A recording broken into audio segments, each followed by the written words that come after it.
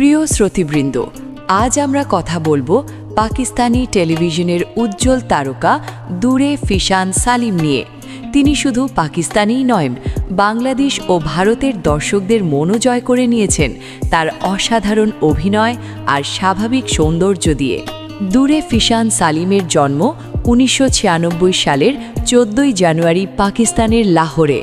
তার বাবা সালিমুল হাসান ছিলেন পাকিস্তান টেলিভিশনের পরিচালক ও প্রযোজক, কিন্তু দূরে ফিশান নিজের প্রতিভাই শোবিজে প্রবেশ করেছেন।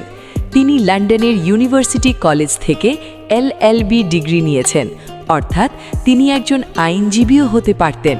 কিন্তু অভিনয়ের প্রতি ভালোবাসা তাকে করাচিতে নিয়ে যায়।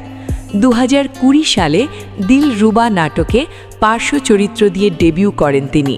এরপর ভরাসে লিড রোল, কিন্তু সত্যিকারের জনপ্রিয়তা আসে কাইসি তেরি খুদ গার্জি, পরদেশ, ইশক মুর্শিদ, খাইয়ের মতো হিট ড্রামায়।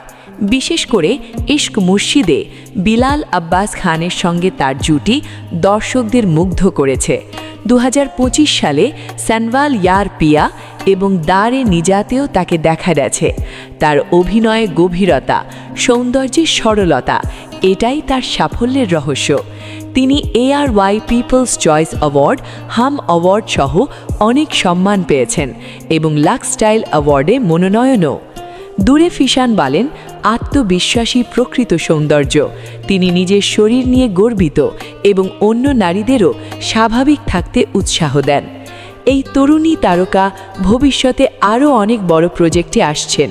তার যাত্রা অনুপ্রেরণাদায়ক, শিক্ষিত, প্রতিভাবান এবং নিজের পথে চলা এক নারীর গল্প। ধন্যবাদ।